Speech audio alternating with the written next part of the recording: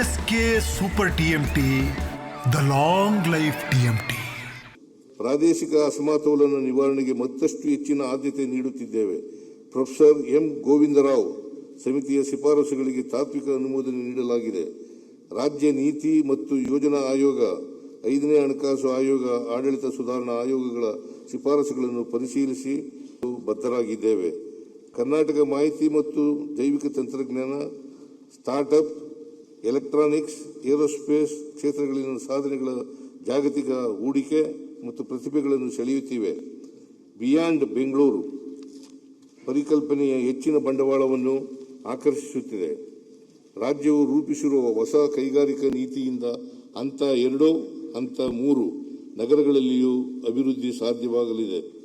ರಾಜ್ಯದ ಸರ್ವಾಂಗೀಣ ಅಭಿವೃದ್ಧಿಗೆ ನಮ್ಮ ಸರ್ಕಾರವು. ಮುಖ್ಯಮಂತ್ರಿಗಳು ತಮ್ಮ ಬಜೆಟ್ ಭಾಷಣವನ್ನು ಓದಲಿಕ್ಕೆ ಪ್ರಾರಂಭ ಮಾಡಿದ್ದಾರೆ. ಸುಮಾರು 15 ನಿಮಿಷ ಆಗಿದೆ. ಬಜೆಟ್ನಲ್ಲಿರುವ ಮುಖ್ಯಾಂಶಗಳನ್ನು ನಾವೇ ತೆಗೆದುಕೊಂಡು ಮುಂದಕ್ಕೆ ಸಾಗೋಣ. ಈ ಬಾರಿಯ ರಾಜ್ಯದ ಬಜೆಟನ್ನು 4,49,000 ಅಂದಾಜಿಗೆ ತಂದು ನಿಲ್ಲಿಸ್ಕೊಳ್ತಾ ಇದ್ದಾರೆ. 4,48,000 ಕೋಟಿ ವೆಚ್ಚವನ್ನು, 49,000 ಕೋಟಿಯ ಗಾತ್ರವನ್ನು ತೋರಿಸ್ತಾ ಇದ್ದಾರೆ. ಉಳಿತಾಯ ಬಜೆಟ್ ಮಾಡ್ತಾರೆ ಅಂತ ಒಂದು ನಿರೀಕ್ಷೆ ಇತ್ತು, ಆದರೆ ಉಳಿತಾಯ ಬಜೆಟನ್ನು ಮಾಡ್ತಾ ಇಲ್ಲ ಅವರು. ಅದರ ಬದಲು ಕೊರತೆ ಬಜೆಟನ್ನೇ ಮಂಡಿಸ್ತಾ ಇದ್ದಾರೆ. ಇದು ಈ ಬಾರಿಯ ಬಜೆಟಿನ ಪ್ರಮುಖ ಅಂಶ. ಆರಂಭದಲ್ಲೇ ಅವರು ರಾಜ್ಯದ ಆದಾಯ ಬಹಳ ದೊಡ್ಡದಾಗಿದೆ, ಅತ್ಯಂತ ದೊಡ್ಡ ಆದಾಯವನ್ನು ತಂದುಕೊಡುವಂಥ ಟ್ಯಾಕ್ಸ್ ವಿಚಾರದಲ್ಲಿ, ತೆರಿಗೆ ವಿಚಾರದಲ್ಲಿ ಸಂಗ್ರಹ ಮಾಡಿಕೊಡುವಂಥ ರಾಜ್ಯಗಳಲ್ಲಿ ಕರ್ನಾಟಕವು ಒಂದು ಅನ್ನೋ ಮಾತನಾಡಿದ್ದಾರೆ. ಅದರ ಮೂಲಕ ನಮಗೆ ಹೆಚ್ಚಿನ ಹಣವನ್ನು ಕೊಡಬೇಕಿತ್ತು, ದನನ ಚೆನ್ನಾಗಿ ಸಾಕಿದ್ರೆ ತಾನೇ ಹಾಲು ಕೊಡೋದು ಅಂತ ಅವ್ರದ್ದು ಒಂದು ವಾದ, ನಿರೀಕ್ಷಿತ ವಾದ. ಇದು ಅನಿರೀಕ್ಷಿತ ವಾದವನ್ನೇ ಮಂಡಿಸಿದ್ದಾರೆ. ಅದರ ಜೊತೆಯಲ್ಲಿ ಒಕ್ಕೂಟ ವ್ಯವಸ್ಥೆಯಲ್ಲಿ ರಾಜ್ಯಗಳಿಗೆ ಇನ್ನಷ್ಟು ಅಧಿಕಾರ ಸಿಗಬೇಕು ಅನ್ನೋ ಮಾತುಗಳನ್ನು ಆಡೋದಕ್ಕೆ ಪ್ರಾರಂಭವನ್ನು ಮಾಡಿದ್ದಾರೆ. ಅದನ್ನು ಹೆಚ್ಚು ವಿಸ್ತರಿಸಲು ಅಥವಾ ವಿವರಿಸಲು ಹೋಗಿಲ್ಲ ಅವರು ಈಗಿನ ಬಜೆಟ್ನಲ್ಲಿ. ಸದ್ಯಕ್ಕೆ ನಮಗೆ ಲಭ್ಯವಾಗ್ತಿರುವಂಥ ಬಜೆಟ್ನ ಮಾಹಿತಿಗಳನ್ನು ನಿಮ್ಮ ಮುಂದೆ ಹಾಜರುಪಡಿಸ್ತಾ ಹೋಗ್ತೀವಿ. ಅವ್ರ ಪಾಡ್ಗೆ ಅವರು ಓದ್ತಾ ಇರಲಿ ಅಲ್ಲಿ. Yes sir. ನಾವು ಓದ್ತಾ ಇರೋದನ್ನೇ ಕುತ್ಕೊಂಡು ಕೇಳಿಸ್ಕೊಂಡು ಬಜೆಟ್ ಕೇಳಿಸ್ಕೋಬೇಕು ಅಂತೆಲ್ಲೂ ನಿಯಮ ಇಲ್ಲ. ಹಾಗಾಗಿ ಅವ್ರ ಪಾಡ್ಗೆ ಅವರು ಓದ್ತಾ ಇರಲಿ. ಬಟ್ ಬಜೆಟ್ಲಿರೋ ಅಂಶಗಳ ಕಡೆಗೆ ನಾವು ನಿಧಾನಕ್ಕೆ ಹೋಗೋಣ. ಮೊದಲನೇದಾಗಿ ಒಂದು ಪ್ರಮುಖ ಅಂಶವನ್ನು ಪ್ರಕಟ ಮಾಡಿಕೊಂಡಿದ್ದಾರೆ. ಅದು ಸರ್ಕಾರದ ಉದ್ಯೋಗಗಳನ್ನ, ಸುಮಾರು 56,000 ಉದ್ಯೋಗಗಳನ್ನು ನಾನು ಭರ್ತಿ ಮಾಡಿಕೊಡ್ತಾ ಇದ್ದೀವಿ ಸರಿ ಅಂತ. ಇದು ಮೊನ್ನೆ ಧಾರವಾಡದಲ್ಲಿ ನಡೆದ ಪ್ರತಿಭಟನೆಯ ಪರಿಣಾಮ ನಮಗೆ ಕಾಣಿಸ್ತಾ ಇದೆ ಮೇಲ್ನೋಟಕ್ಕೆ. ಆದರೆ ಇದನ್ನು ನೀವು ಭರ್ತಿ ಮಾಡ್ಕೊಳ್ಳೋದು ಸುಲಭ. 2 ಲಕ್ಷ ಇದೆ, ಇನ್ನೂ ಸುಮಾರು 1.5 ಲಕ್ಷ ಎಕ್ಸ್ಟ್ರಾ ಇದೆ. ಆದರೆ ನಾಳೆ ಇದರಿಂದ ಆಗಬಹುದಾದ ಅನಾಹುತಗಳು ಏನು ಅನ್ನೋದ್ರ ಬಗ್ಗೆ ಚಿಂತೆ ಮಾಡಬೇಕು. I was expecting the chief minister ಈ ಕುರಿತಂತೆ ಒಂದು ಆಯೋಗದ ಥರ ಏನಾದ್ರು ಒಂದು ಮಾಡಿಕೊಂಡು ಕ್ವಿಕ್ಕಾಗಿ ಒಂದು 2 ತಿಂಗಳಲ್ಲೋ 1 ತಿಂಗಳಲ್ಲೋ ಒಂದು ವರದಿ ತೊಗೊಂಡು ಯಾವ್ಯಾವ ಉದ್ಯೋಗಗಳದ್ರಲ್ಲಿ ಅವಶ್ಯಕತೆ ಇದೆ ಅನ್ನೋದನ್ನು ನೋಡಿ, ತಂತ್ರಜ್ಞಾನ ಅಳವಡಿಸಿದ್ರೆ ಇನ್ನೆಷ್ಟು ಕಡಿಮೆ ಮಾಡ್ಕೋಬೋದು ಅನ್ನೋದನ್ನು ನೋಡಿಕೊಂಡು ಅದನ್ನು ಮಾಡಿ ವೆಚ್ಚವನ್ನು ಕಡಿಮೆ ಮಾಡ್ತಾರೆ ಅಂತ ಅಂದ್ಕೊಂಡಿದ್ದೆ. ಆದರೆ ಅವರು ಜನಪ್ರಿಯ ಮಾರ್ಗಕ್ಕೆ ಕೈ ಹಾಕ್ತಂಗೆ ಕಾಣಿಸ್ತಾ ಇದೆ. ಅಂದರೆ ಅರ್ಥ, ರಾಜಕಾರಣಿಗಳು ತಮ್ಮ ಗುಣನ ಎಂದಿಗೂ ಬಿಟ್ಕೊಡಲ್ಲ. ಯಾರಿಂದೋ ದುಡ್ಡಲ್ಲಿ ಮಜಾ ಮಾಡೋದಾದರೆ ಮಾಡ್ತಾ ಹೋಗಿ ಅಂತ ಬಿಡ್ತಾ ಇರ್ತಾರೆ. ಅವ್ರಿಗೇನು ಹೋಗಬೇಕು ಅವ್ರಿಗೆ. ಅದು ಇನ್ನೊಂದು ಇಂಡಿಸಿಪ್ಲಿನ್ ಇದ್ದಂಗೆ ಕಾಣಿಸ್ತಾ ಇದೆ ನನಗೆ. ನಾನು ಉದ್ಯೋಗನೇ ಭರ್ತಿ ಮಾಡಬಾರ್ದು ಅಂತ ಹೇಳಿಲ್ಲ, ಬಟ್ ಭರ್ತಿ ಮಾಡೋದ್ರ ಬಗ್ಗೆ ಭಾಳ ಎಚ್ಚರಿಕೆಯಿಂದ ಇರಬೇಕು ಫ್ಯೂಚರ್ನಲ್ಲಿ. ಈಗಾಗಲೇ ದುಡ್ಡು ನಮ್ಮದು ಹೆಚ್ಚು ಕಡಿಮೆ ಭಾಳ ದೊಡ್ಡ ಪ್ರಮಾಣದ ಹಣ ಸಂಬಳ, ಸಾರಿಗೆ ಮತ್ತು ಪಿಂಚಣಿಗೆ ಹೊರಟೋಗ್ತಾ ಇದೆ. ಒಂದಿಷ್ಟು ಯೋಜನೆಗಳನ್ನು ನಿರೀಕ್ಷೆ ಮಾಡ್ತಾ ಇದ್ದೀವಿ. ಕರ್ನಾಟಕದಲ್ಲಿ 9 ಹೊಸ ರೈಲು ಮಾರ್ಗಗಳನ್ನು ಈಗ ಸ್ಕ್ರೀನ್ ಮೇಲೆ ನೀವು ನೋಡ್ತಾ ಇದ್ದೀರಿ. ಅದಕ್ಕೆ ಒಂದು 2,600 ಕೋಟಿ, ಇದು ನಮ್ಮ ಕಾಂಟ್ರಿಬ್ಯೂಷನ್. ಇದು ಕೇಂದ್ರ ಸರ್ಕಾರಕ್ಕೆ ಕೊಡಬೇಕಾದಂಥ ಕಾಂಟ್ರಿಬ್ಯೂಷನು ಆ ಪ್ರಕಾರದಲ್ಲಿ ಆಗ್ತಾ ಇದೆ. ಕಾರವಾರದಲ್ಲಿ ಮಲ್ಟಿ ಸ್ಪೆಷಾಲಿಟಿ ಹಾಸ್ಪಿಟ್ಲನ್ನು ಕೇಳ್ತಾ ಇದ್ದಾರೆ. ಕಾರವಾರದ ಬದಲು ಅದು ಕುಮಟಾಲ್ ಕೊಟ್ಟಿದ್ದರೆ ಚೆನ್ನಾಗಿತ್ತು ಅನ್ನೋ ಒಂದು ಟಾಕ್ ಇತ್ತು. ಮತ್ತೆ ಯಾಕೆ ಅದು ಕಾರವಾರಕ್ಕೆ ಹೋಗ್ತಾ ಇದೆ ಅಂತ ನನಗೆ ಗೊತ್ತಿಲ್ಲ. ಎಗೈನ್ ಅಲ್ಲೊಂದು ಮೆಡಿಕಲ್ ಕಾಲೇಜ್ ಇತ್ತು ಈಗಾಗಲೇ, ಹಾಗಾಗಿ ಅದರ ಹಾಸ್ಪಿಟಲ್ನೇ ಇಟ್ಕೋಬೋದಾಗಿತ್ತು, ಇನ್ನೆಲ್ಲಿಗಾರು ತರ್ಬೋದಾಗಿತ್ತು ಇದನ್ನು. That's okay. ಎಗೈನ್ ಪಾಲಿಟಿಕ್ಸ್ ಇವ್ರದ್ದು ಮತ್ತು ಇವ್ರದ್ದು ಆಲೋಚನೆಗಳು ನನಗೆ ಅರ್ಥ ಆಗಲ್ಲ ಎಂದಿಗೂ. ಡಿಮಾಂಡ್ ನನಗೆ ಅರ್ಥ ಆಗಲ್ಲ. ಯಾರು ಶಕ್ತಿವಂತರು ಇರ್ತಾರೆ ಅವ್ರು ಮಾಡಿಸ್ಕೋತಾರೆ ಅಷ್ಟೇ ಕೆಲಸನ.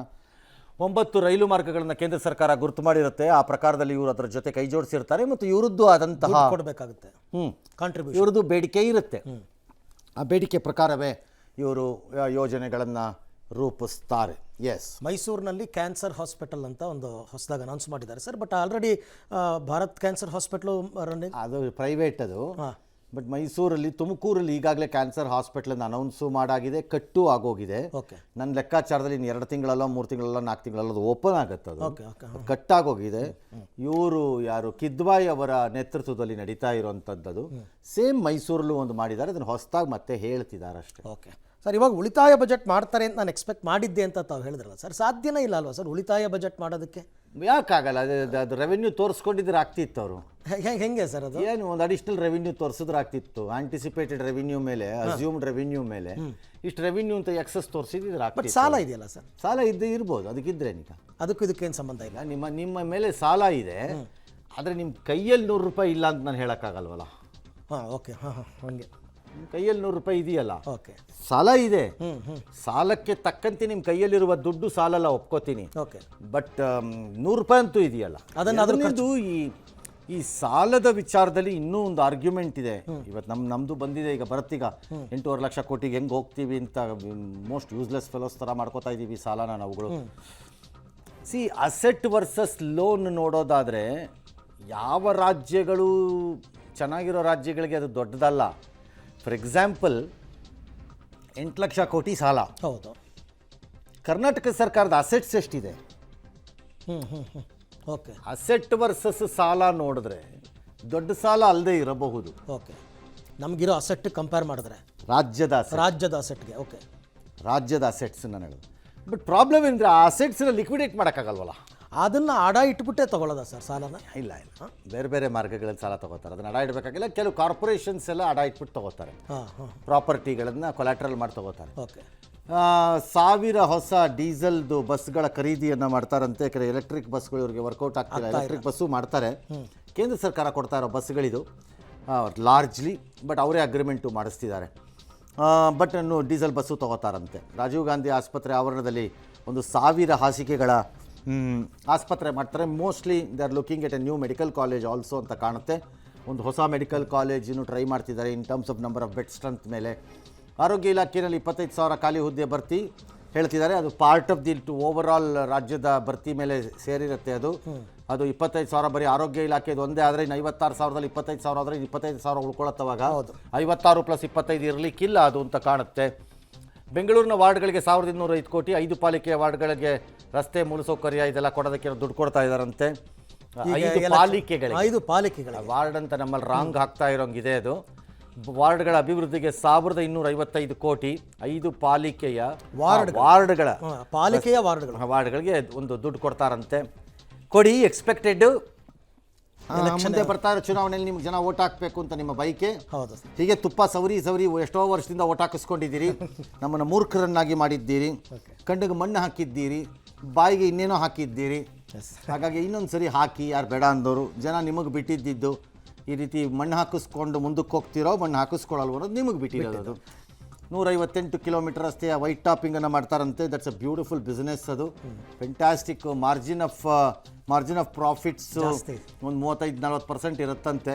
ಚೆನ್ನಾಗಿ ಮಾಡ್ತಾರಂತೆ ವೈಟ್ ಟಾಪಿಂಗನ್ನು. ರೋಡು ಚೆನ್ನಾಗಾಗತ್ತಂತೆ, ಅವ್ರ ಮನೆಯೂ ಚೆನ್ನಾಗಾಗತ್ತಂತೆ. ಯಾರ್ಯಾರು ತಗೋತಾರೋ ಅವರು ಕಾಂಟ್ರಾಕ್ಟು ಮತ್ತು ಕೊಡಿಸಿದವ್ರಿಗೆ ಇಬ್ಬರಿಗೂ. ಬೆಂಗಳೂರಿಗೆ ಅನುದಾನವನ್ನು ಏರಿಕೆ ಮಾಡ್ತಾ ಇದ್ದಾರೆ ಮುಖ್ಯಮಂತ್ರಿಗಳು ಈ ಬಾರಿಯ ಬಜೆಟ್ನಲ್ಲಿ.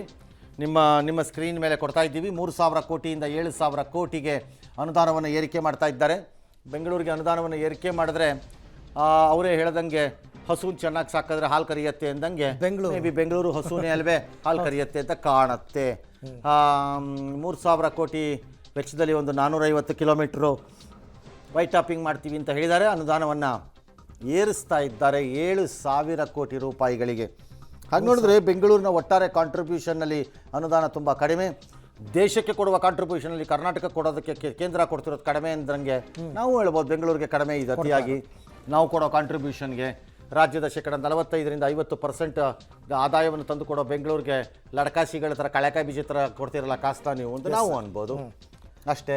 ಈ ಜಿ-ರಾಮ್ಜಿನಲ್ಲಿ ಎಕ್ಸ್ಟ್ರಾ ನೀವು ಆಗಲೇ ಹೇಳಿದ್ರೆ ಸರ್ 40% ಸರ್ಕಾರದ ಮೇಲೆ ಹೊರೆ ಬೀಳ್ತಾ ಇದೆ ಅಂತಂದ್ಬಿಟ್ಟು ಅದನ್ನು ಸ್ಪೆಸಿಫಿಕ್ ಆಗಿ ಎಲ್ಲರೂ ಇಲ್ಲಿ ತೋರಿಸ್ಬೇಕಾಗ ಗೊತ್ತಿಲ್ಲ. ಇವ್ರು ಏನು ಮಾಡ್ತಾರೆ, ಸ್ಕೀಮ್ನೇ ಕೈ ಬಿಡ್ತೀವಿ ಅಂತಿದ್ದಾರೆ ಇವರು. ಕೈ ಬಿಟ್ಟರೆ ಅದಕ್ಕಿಂತ ಮೂರ್ಖರು ಇನ್ನೊಂದಿಲ್ಲ. ಸ್ಕೀಮ್ ಕೈ ಬಿಟ್ಬಿಟ್ರೆ ಇವ್ರ ಹತ್ರ 100% ದುಡ್ಡು ಇರಲ್ಲ ಅದಕ್ಕೆ. ಓಕೆ, ಅದು ಇನ್ನೊಂದು ಹಾಳಾಗತ್ತೆ. ಅದೇ ಅಕ್ಕಿ ಸ್ಕೀಮ್ ಥರ, ಪಡಿತರ ಸ್ಕೀಮ್ ಥರ, ಅನ್ನಭಾಗ್ಯ, ಆಮೇಲೆ ಅದ್ಯಾವುದೋ ಬಸ್ ಭಾಗ್ಯ, ಇದೆಲ್ಲ ಟೈರ್ ಭಾಗ್ಯ, ಯಾವುದೋ ನಟ್ ಭಾಗ್ಯ, ಬೋಲ್ಟ್ ಭಾಗ್ಯ ಆದಂಗೆ ಆಗತ್ತದ. ಆಮೇಲೆ ಅದು ಗೊತ್ತಿಲ್ಲ ಅದನ್ನು ಏನು ಮಾಡ್ತಾರೆ ಅಂತ. ಲೆಟಸ್ ಈ ಬಜೆಟಲ್ಲಿ ಏನಾದ್ರು ಬರುತ್ತಾ ನೋಡೋಣ ಮುಂದೆ. ಬೆಂಗಳೂರಿಂದು ನಿರೀಕ್ಷಿತವಾಗಿದೆ. ಕಾರಣ ಚುನಾವಣೆಗಳು ಮುಂದೆ ಬರ್ತಾ ಇದೆ. ಇನ್ನೊಂದು 3 ತಿಂಗಳಲ್ಲೋ ಏನೋ ಮೇನಲ್ಲಿ ಏನೋ ಹೇಳ್ತಿದ್ರು ರಾಮಲಿಂಗಾರೆಡ್ಡಿ. 41 ಕಿಲೋಮೀಟರ್ ಹೆಚ್ಚುವರಿ ಮೆಟ್ರೋ ಮಾರ್ಗ ಪೂರೈಸ್ತಾರಂತೆ. ಹೆಚ್ಚುವರಿ ಮಾರ್ಗವನ್ನು ಈಗಾಗಲೇ ಇಟ್ಸ್ ಇನ್ ಪೈಪ್ಲೈನ್. ಅದು ಹೊಸದೊಂದು ಲೈನ್ ಕೇಳಿದ್ದಾರೆ. ಅದನ್ನು ಗೌರ್ಮೆಂಟ್ ಆಫ್ ಇಂಡಿಯಾ ರಿಜೆಕ್ಟ್ ಮಾಡಿದ್ದಾರೆ ಅಥವಾ ಕ್ಲಾರಿಫಿಕೇಷನ್ಸ್ ಕೇಳಿದ್ದಾರೆ ಅಂತ ಕಾಣುತ್ತೆ. ಹಾಗಾಗಿ ನಮ್ಮ ಹತ್ರ ಸದ್ಯಕ್ಕೆ ಇನ್ಯಾವುದು ಇರಲಿಕ್ಕಿಲ್ಲ.